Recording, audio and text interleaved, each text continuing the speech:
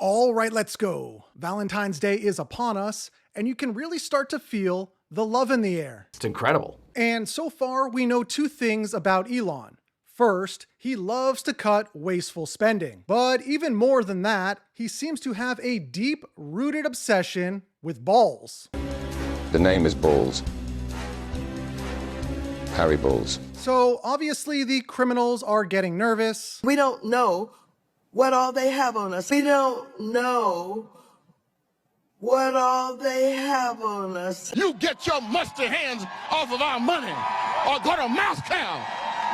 You mustard moo. And yes, this is the same Emmanuel Cleaver who wanted to implement this name change in 2022. I wonder if you would support a resolution that I've been thinking about introducing, changing the name of cryptocurrency to creepy dough currency.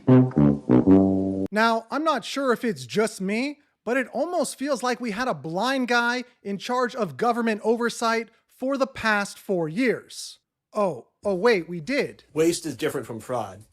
Fraud is different from abuse, and abuse is different from both. He went on to say, while they are different, let's be clear, our government participated in all of them. And it's probably just a coincidence that in Washington, D.C., the search term criminal defense lawyer is up 300% compared to everywhere else in the country. However, the world of crypto is quietly moving forward. While I've been here in Japan, I've met with regulators, I've met with the FSA, I've met with elected representatives, and what I've heard consistently is a desire to lean into these technologies. I am struck, and my colleagues and I are struck by the growing number of cases of what appears to be debanking, and we're determined to take a fresh look at that. This administration is going to support innovative strategies, anything that will accelerate the growth, increase the productivity of our economy. Deregulation is going to be, we think, a very large part of that. Tax incentives, tax rate cuts as well. So we got lots to talk about on this video, but on Valentine's Day, just know that I love you all. Well, except for market cap math guy, he gets this Valentine instead. Check this out from Vincent Van Code on X, alleging market manipulation on Binance by sophisticated bots that cause synchronized price dumps in both XRP and Bitcoin. He suggests that due to the dominance of these bots, short-term trading is becoming unprofitable. He recommends hodling as the best strategy for long-term gains. I guess the other option would be to just build a better bot. And some really big news right here from Chad Steingraber, XRP to begin contracts trading tomorrow, February 14th, 2025, under the approval of the CFTC. And you can see this letter from crypto.com. The exchange intends to list the XRP crypto event contract for trading on or after February 14th, 2025. It's good news, but weird vagueness with the time frame. It'll be available tomorrow or any day after tomorrow. But with that in mind, take a look at this.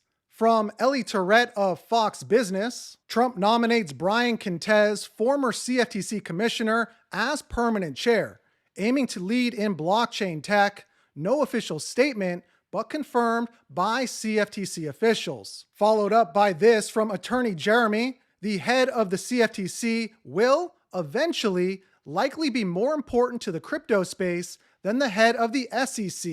And Brian Quintenz is a solid A. And this is pretty interesting. From World Liberty Financial, which is the crypto firm started by Donald Trump Jr., WLFI has introduced the macro strategy, which is a token reserve to support Bitcoin, Ethereum, and bridge traditional and decentralized finance. And we know that they have also partnered with Ondo Finance for tokenized real-world asset integration. And we also know that Ondo's Finance tokenized US Treasuries will join the XRP ledger. Plus, we also just saw this. Donald Trump Jr. is now following Ripple on X.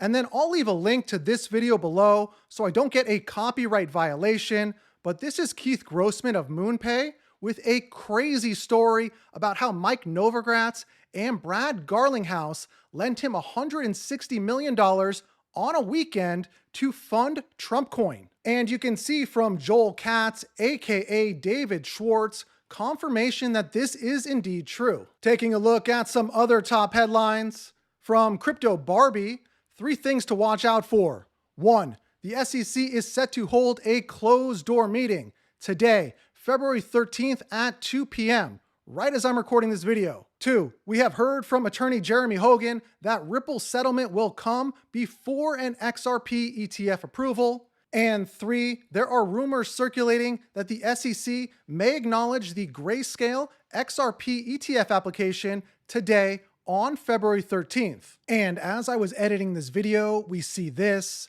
Just in, SEC acknowledges Grayscale's 19B-4 filing for its spot XRP ETF. This just in, President Trump says interest rates are going to be going down.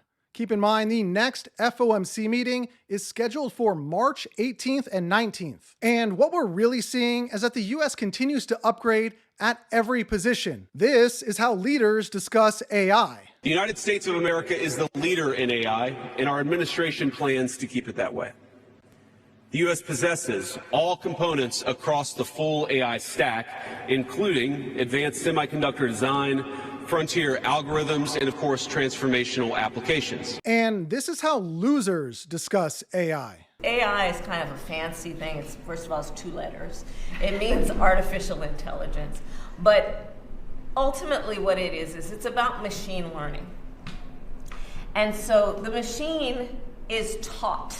Our old Secretary of Health and Human Services was as unhealthy mentally as they are physically. And now we get a ripped 70-year-old who doesn't need bribes from Big Pharma. And it's kind of nice to see the real senators who are not afraid to point fingers at the few bad apples. We are at an unprecedented moment. Our financial systems are facing huge risks from the economic chaos of President Trump and his co-president, Elon Musk. President Trump ran on this. I mean, he said, we're going to look for wasteful spending across our government. We're $36 trillion in debt, y'all. That's not only fiscally irresponsible, it is actually morally irresponsible. And the difference in this administration and the last administration is that President Trump is actually the final arbiter. And it's interesting that none of you had anything to say over the last 4 years when it is clear that our commander-in-chief was not in command. And if we're going to use the term co-president, then let's go back and say co-president Jake Sullivan, co-president Ron Klain, co-president Jill Biden. I mean, it seems that some of the biggest decisions were made during the president's afternoon nap time. And so I just think we need to be a little bit more honest about what's been laid out and what's actually occurring. So I'm not sorry if Chelsea Clinton's stolen $10 million mansion gets seized, but I am sorry that my tax dollars funded her $3 million wedding. And I'm even sorrier for the unlucky guy who had to marry that. All right, let's take a look at some target price levels.